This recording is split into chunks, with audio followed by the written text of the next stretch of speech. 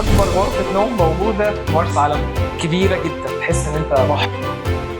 في غرف كتير متنوعه على حسب احتياجك. اول نوع غرف هنا في سطايا هي الغرف البريميوم البول فيو، واسمها بريميوم بول فيو مش ستاندرد زي اغلبيه الفنادق، لان حجم الاوضه كبير ما شاء الله، يعني الحجم بتاعها كبير جدا. اول حاجه بيكون في منطقه التويليت ومنطقه الشاور، بعد كده اوريدي بيجي لك الغرفه. هنا بيكون فيها نوعين من السراير، يا اما كينج سايز بيد او توين بيد على حسب اختيارك او على حسب الافيلابيلتي اللي موجود. الحلو كمان ان ده اول نوع غرف موجود اصلا في سطايا، يعني انت مش هتبقى قلقان من موضوع الفيو، لان اول كاتيجوري غرف هو كده كده بيبص على البول. وتعالوا نقدر نشوف الفيو شكله عامل ازاي. هنيجي نشوف الفيو هنا. فالفيو هنا طبعا دايركت على البول، وزي ما قلنا اوريدي في فيوهات كتير لحمامات سباحه كتير مختلفه.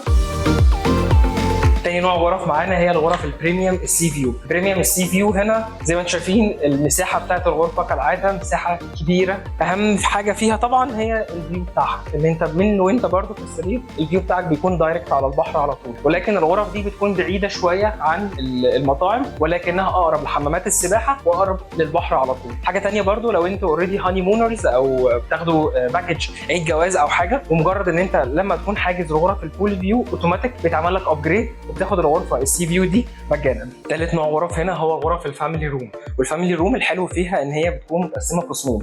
اول قسم اللي هو بيكون البانك بيد بتاع الاطفال، ده بيكون عباره عن سريرين سنجل منفصلين بالنسبه للاطفال يقدروا يناموا فيه. وبعد كده بيكون في التويليت، وبعد كده هنلاقي الشاور روم. واهم حاجه في الغرفه بعد كده ان انت بتلاقي في باب فاصل بين الغرفه بتاعه الاطفال وبين الغرفه بتاعه الاب والام عشان البرايفسي في الاول وفي الاخر. بعد كده دي بتكون اوريدي الماستر روم، حجمها بيكون مناسب معقول الى حد ما، وبيكون بالكامل الفيوهات بتاعه الغرف دي يا اما بول فيو او اكوا بارك فيو على حسب الافيلابيلتي او على حسب المتاح في الاول وفي الاخر. لكن الاهم هنا ان انت كاب وام انت مش شاغل دماغك ان انت كده ممكن دور ثاني او دور ثالث، لا، كل الغرف في الفاميلي روم بالكامل جراوند فلور، يعني دور ارضي. فانت مش شاغل دماغك، انت ممكن تكون اوريدي موجود في الغرفه بتاعتك وشايف اولادك قدامك في البسين او في الاكوا بارك وانت مش قلقان. وصلنا دلوقتي للغرف السويم اب، والسويم اب هنا هي ميكس بين السويم اب وبين الفاميلي روم. لان اول حاجه انت بتبص بتلاقي في بانك بيدز موجود في الغرفه بتاعتك اللي هو سريرين سنجل للاطفال يقدروا يناموا فيهم. وبعد كده بتكمل الغرفه بتاعتك بيكون في كالعاده التويلت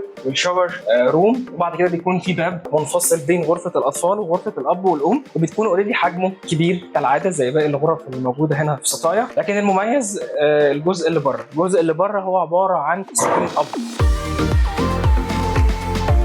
ودي من الفنادق القليله جدا جدا على مستوى مصر اللي بتوفر غرف السويم اب للفاميلي، لان الاغلبيه بتاعت الغرف السويم اب بتكون للكبار فقط. لكن هنا حاطين فيها شويه سيفتي بحيث انك تقدر العائلات او الاطفال يقدروا ينزلوا فيها من الغرفه على طول. تعالوا نشوف شكلها عامل ازاي.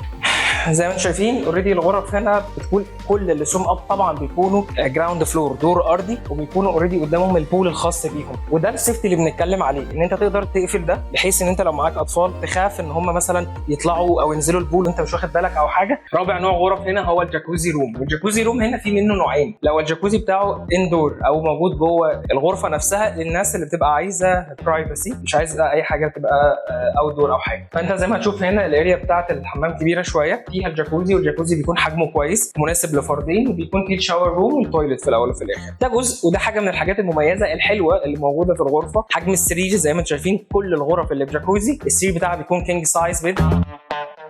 ولكن الاهم وهو الفيو، كل الفيو بتاع الغرف اللي بجاكوزي بالكامل بيكون دايركت سي فيو بالكامل. فانت قاعد من الباب انت شايف البحر، من السرير انت شايف البحر، من اي حته في الغرفه بتاعتك انت الفيو بتاعك بيكون دايركت على البحر. ودي من احلى الحاجات اللي موجوده في الغرفه دي بالتحديد. وصلنا دلوقتي للجاكوزي روم بس الاوت دور، نفس الستايل ونفس الشكل ونفس كل حاجه بالمساحه، هي زي الجاكوزي الاندور تقريبا، مفيش اختلاف شكل وحجم ومساحه الغرفه من جوه. ولكن الاختلاف الجوهري فيهم هو في حاجتين. اول حاجه ان الغرف دي بتكون للكبار فقط، يعني ممنوع عائلات وما ينفعش عائلات اصلا يقعدوا فيها، دي اول حاجه. تاني حاجه ان الجاكوزي بتاعها اوت دور، بيكون في كرسيين لطاف اول حاجه هنا اول ما تطلع من الغرفه بتاعتك. الاثنين شازلونج الشمسيه برايفت خاصين بيك انت لوحدك. وبعد كده بيجي لك الجاكوزي زي ما انتم شايفين. هو زي ما قلت هو مش ستايل جاكوزي قوي، ولكنه ستايل برايفت بول صغير. اللي بيميزه برده اول حاجه ان هو دايركت سي فيو، فهو على البحر على طول. في الشتاء بيكون هيتد، فانت سواء صيف او شتاء ده هيكون مناسب وكويس جدا. وهو مناسب جدا طبعا للعرسان وللكابل زي ما احنا قلنا،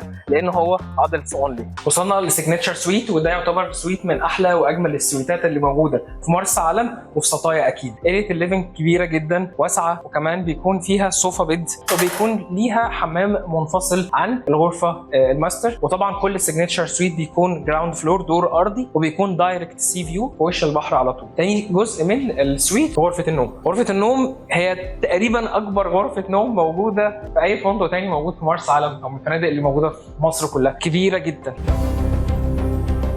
هما السريرين الاثنين كينج سايز بيد، سواء انتوا سنجل او دبل، هو ده الستاندرد سرير هنا. وطبعا بيكون ليها حمام تاني خالص غير الحمام اللي بره. بالنسبه للسويت وهو الجزء الاوت دور، كبير واسع، الجنينه دي كلها بتكون خاصه بيك انت بس. الجاكوزي هنا بيكون ستايل برايفت بولز شويه، يعني ما تقدرش تستخدمه بس هو كجاكوزي لان حجمه كبير، ممكن اب وام وطفلين يعوموا فيه، الدنيا فيها تبقى لطيفه. ده كله حلو، والاحلى منه كمان طبعا هو الفيو بتاعه، لان انت هنا في وش البحر على طول، فانت بتبقى قاعد برده الفيو بتاعك لطيف، معاك البرايفت بول بتاعك. ستايل سويت مفيش منه غير واحد بس في الفندق كله، هو حجمه وشكله مختلف تماما عن اي سويت تاني احنا موجودين فيه في سطايا. بيبدا اول ما تخش بيكون فيه اوريدي اول حمام، لان هو اوفرول فيه 2 حمام. تاني منطقه بيكون فيه منطقه الليفنج، وزي ما انتم شايفين كبيره شويتين، 3 4 كبيره قوي تمام. والاهم ان هي بيكون دايركت على البحر على طول، هي يعتبر فرونت لاين اللي هي مفيش بينها وبين البحر حاجه. بيكون فيه تراس كبير جدا على البحر بشكل